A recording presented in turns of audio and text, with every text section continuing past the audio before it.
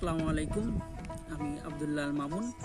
দেশ ও দেশের বাইরে থেকে যে বাজার আমাদের আজকের ভিডিওটি দেখছেন, সকলকে জানাই আন্তরিক শুভেচ্ছা ও অভিনন্দন। প্রিয় দর্শক, বর্তমান সময়টা কিন্তু ম্যাক্সিমাম জমিগুলাই জলাবদ্ধ, আবার অনেকেরই আছে ছায়াযুক্ত জমি, আবার অনেকের আছে যে পাট কাটা হয়ে গেছে বা অন্য যারা যে ফসলগুলা করেন এখন ফসলগুলা উঠানো হয়ে গেছে, জমিটা ফাঁকা।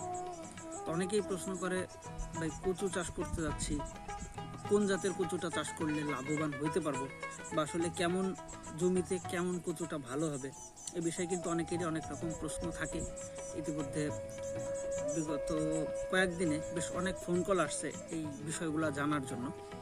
তাই চিন্তা করলাম যে আজকে টোটাল সবার উদ্দেশ্যে মোটামুটি বিষয়টা একটু ক্লিয়ার করি। লতি কচু যদি চাষ করতে হয় তাহলে আপনার জমিটা এরকম সব থেকে ভালো হবে যে মাটিটা থাকবে দোআঁশ, পানি দিলে পানিটা ধরে রাখতে পারবে। আবার আপনি যদি চান পানি বের করে দিবেন আর সেটারও ব্যবস্থা থাকবে।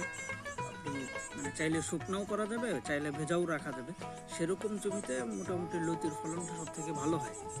আর অনেকে প্রশ্ন করে, ভাই লতি মোটা বা চিকন এটা জাতের ভিতরে কোনো পার্থক্য আছে কিনা। আসলে আমি এই যে 5-6 বছর যাবৎ লতি কচুর সাথে আছি, 3টা জাতের লতি আমাদের মোটামুটি বাজারে বিক্রি হয়। একটা আছে নিউটন কচুর লতি, যে লতিগুলো অত্যাধিক মোটা হয়, কিন্তু দেখা যাচ্ছে সারা মাসে একটা গাছ থেকে 2-3টা করে লতি হয়। লতিগুলো এতখানি মোটা হয়, 2-3টা করে লতি হয়। ওইটা লতির জন্য চাষ করা একেবারেই বোকামি, ওইটা লতির জন্য লোকে করেও না। এটা মোটামুটি কাঠকচুর জন্য করে। কাঠকচুটা আবার বিশাল সাইজের হয়। আর ওই কাঠকচুর সাথে দেখা যাচ্ছে কিছু লতি টতি আসে, সেটা নিজেদের খাওয়ার জন্য বা বাজারে টুকটাক যদি কেউ বিক্রি করে করতে পারে। আর এই গেল একটা বিষয়। আরেকটা আছে যেটা স্পেশালি লতির জন্য বিখ্যাত। আপনারা জানেন যে যশোরের যে লতিরাজ, সারা বাংলাদেশের ভিতরে লতির জন্য সবচাইতে সেরা চাষটাই হলো আমাদের যশোরের লতিরাজটা।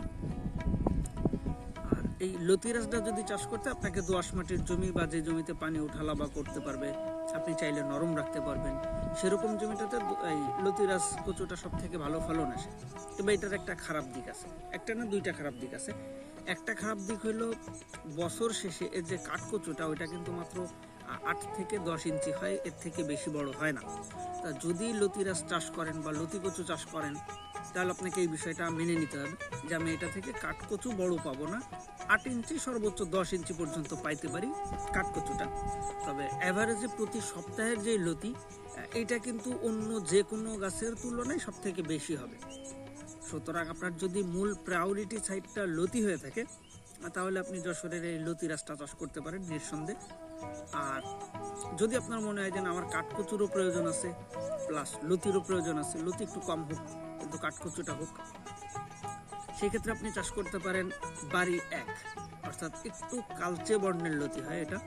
লতিগুলো অত্যাধিক লম্বা হয়, গাছের ফলনে একটু কম আসে, মানে এটার ফলন কম, তবে লতিগুলো লম্বা হয় বেশি, আবার গোড়ার কাঠকচুটা বড় হয় বেশি। তবে ওইটা যদি চাষ করতে হয়, সেই ক্ষেত্রে আপনার দরকার হলো 12 মাস পানি থাকে, 1/2 ইঞ্চি, 1 ইঞ্চি, 2 ইঞ্চি, 4 ইঞ্চি এরকম পানি অলওয়েজ টাইম থাকবে। বা পচা জায়গা, নোংরা জায়গা, অথবা দেখা যাচ্ছে নালা বা খাল টালের কিনার, এই ধরনের জায়গাতে ওই চাষটা ভালো হয়। ওইটা মোটামুটি আপনি ছায়া জায়গাতেও করলে করতে পারেন, কোনো সমস্যা হয় না। আর লতিরাজটা ছায়া জায়গাতেও হয়, তবে ছায়া জায়গার লতিরাজ গাছগুলা তুলনামূলকভাবে গাছের যে কাণ্ডগুলা, এইগুলা বড় হয় বেশি, ফলনটা একটু কম আসে। আর এই বিষয়গুলো আপনাদের সামনে তুলে ধরার একটা কারণ কি ভাই, বর্তমানে যেহেতু যারা লতি কচু চাষ করবে বা কচু চাষ করে, যেহেতু আমি নিজেও একজন চাষি, চাষিরা ম্যাক্সিমাম চাষিরা কখনো কোটিপতি হয় না।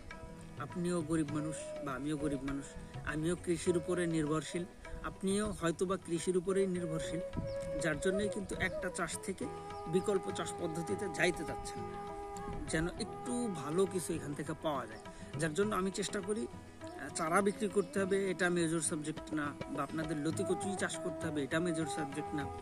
আপনি যেন যে চাষে আসেন, যদি ওইটার থেকে ভালো কিছু করতে পারেন, আর আমি যদি সেটার একটা ওসিলা হই অথবা একটু সাহায্য করতে পারি, পরামর্শ দিয়ে হোক বা চারা দিয়ে হোক বা অন্য যে কোনো মাধ্যমে হোক, একটু অবদান থাকলো, জাস্ট এতটুকুই।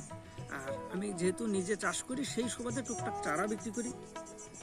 অনেকে প্রশ্ন করে যে ভাই চারার ভিতরে পার্থক্য আছে কিনা, কারণ কেউ কেউ মাত্র 1.5 টাকা, 2 টাকা, 3 টাকা, 4 টাকা, 5 টাকা বিভিন্ন দামে বিভিন্ন জায়গায় এই ধরনের চারাগুলা কিন্তু বিক্রি হয়ে থাকে।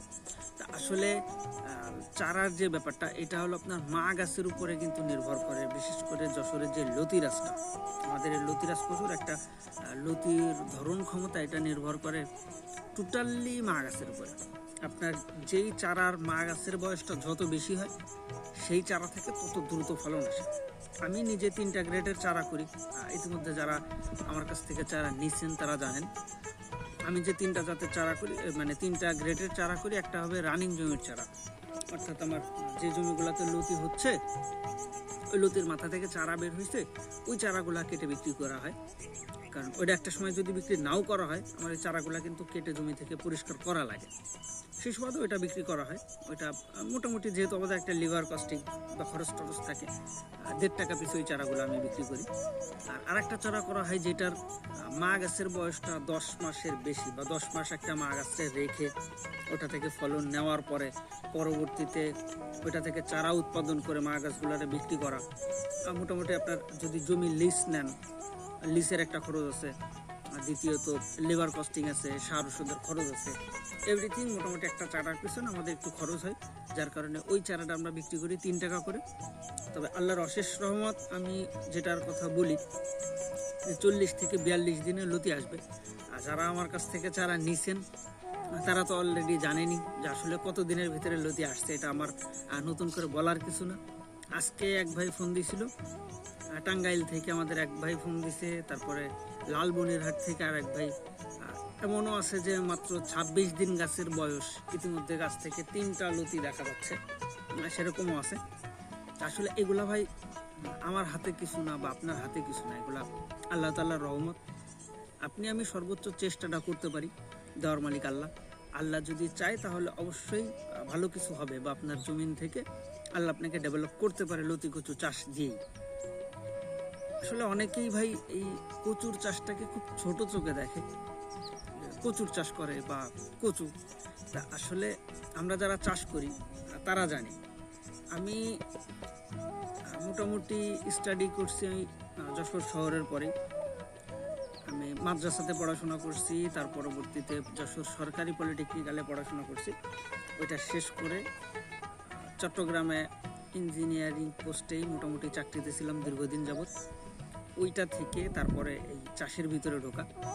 আল্লাহর অশেষ রহমতে এখনও আল্লাহ যদি চায়, অ্যাভারেজে আমার যে সকল শ্রমিকরা আছে, লেবার যারা আমার চারা টারা কেটে দেয় বা লতি কেটে দেয়, তাদের সম্পূর্ণ বিল টিল দেওয়ার পরেও মাস শেষে আল্লাহর অশেষ রহমতে 2.5 লাখ টাকা মতন আমার প্রফিট থাকে। এটা কিন্তু আল্লাহ তাআলার অশেষ রহমত, আপনাদের দোয়াতে। মোটামুটি প্রায় 56 থেকে 57টা জেলাতে আমি চারা ডেলিভারি করি।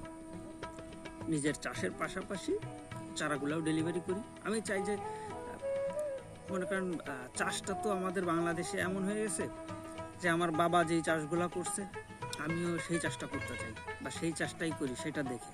কিন্তু এই থিওরি থেকে বের হয়ে আমরা যদি একটু ভিন্ন ধর্মী কিছু চাষ করতে পারি, তাহলে মনে হয় এখান থেকে ভালো কিছু করা যায়, আসলেই করা যায়। আমি ইতিমধ্যে এই 3-4 মাস হয়েছে আরও 2টা নতুন প্রকল্প হাতে নিছি। আপনার ব্ল্যাক রাইস আর একটা হলো পাকিস্তানি যে লং বাসমতি ধান আছে, ওই 2টা পরীক্ষাধীন অবস্থাতে আছে। আমি নিজে চাষ করতেছি, দেখি ফলন টলন কেমন হয়, বা ওই চাষ সম্পর্কে একটু অভিজ্ঞতা হোক, তারপরে আশা করি আপনাদেরকে বীজও আমি দিতে পারবো, প্লাস চাষ সম্পর্কে তথ্য পরামর্শগুলোও দিতে পারবো। আসলে আমি যেটা ভাবি যে আমরা বাংলাদেশি যারা আছি, বিশেষ করে মধ্যবয়সী যারা কৃষির সাথে সম্পৃক্ত, এরা আসলে কৃষক না, এরা স্মার্ট কৃষক। আপনি যদি চান, যেহেতু এখন মোবাইল ফোন আমাদের হাতে, অর্থাৎ বিভিন্ন রকম তথ্য, এই জিনিসটা কিন্তু আমরা চাইলেই বের করতে পারি। তবে একটা প্রশ্ন, মানে কথা হলো কি, এই তথ্যগুলোর ভিতর থেকে সঠিক তথ্যটা নির্ণয় করার জ্ঞান বুদ্ধিটা আপনার থাকতে হবে, যে আমি আসলে সঠিক তথ্য নিতে পারতেছি নাকি বেঠিক তথ্য নিচ্ছি।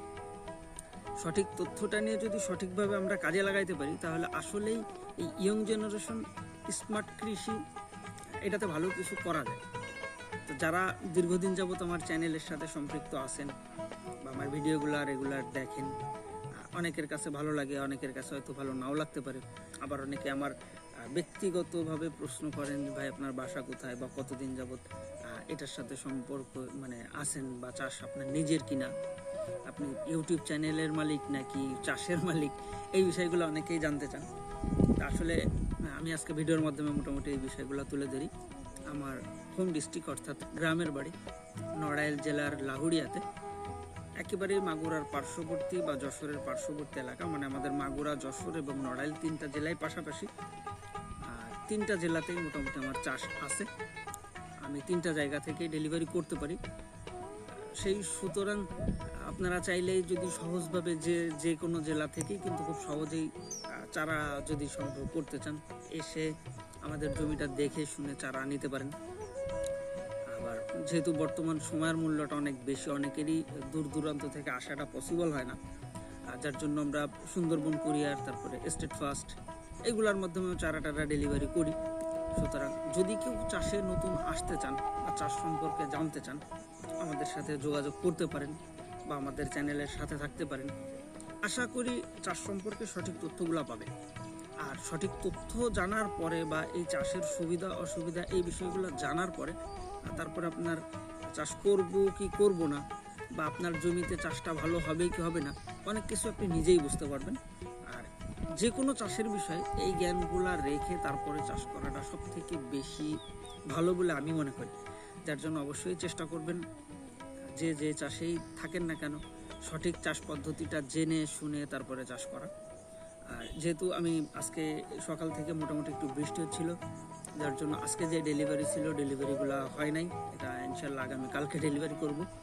গতকালকেও সারাদিন ডেলিভারি কাজে ব্যস্ত ছিলাম, তাই মাঠে আসছিলাম আর কি, নিজের জমিগুলো পরিদর্শন করলাম। প্লাস নিজের সম্পর্কে অনেকেই ফোন কলের মাধ্যমে অনেক কিছু জানতে চায়, তাই আপনাদেরকে একটু জানানোর জন্য চেষ্টা করলাম। তা যারা আমার সাথে এতদিন যাবত আছেন, আপনাদেরকে অসংখ্য ধন্যবাদ। আর ইয়ং যারা আছেন বা মধ্যবয়স্ক যারা আছেন, আপনারা যদি এক পা করে আগায় আসেন চাষের জন্য, যেহেতু আমরা কৃষিভিত্তিক দেশ, বাংলাদেশ একটা কৃষিভিত্তিক দেশই বলাটা সব থেকে বেটার। সুতরাং আমরা যদি কৃষি নিয়ে কাজ করি বা একটু ভিন্ন ধর্মে কিছু চাষ করতে চাই, তাহলে মনে হয় এটা খারাপ কিছু হয় না, ভালো কিছুই হবে। আজকে ভিডিওটা এ পর্যন্ত। সবাই ভালো থাকবেন, সুস্থ থাকবেন। আল্লাহ হাফেজ।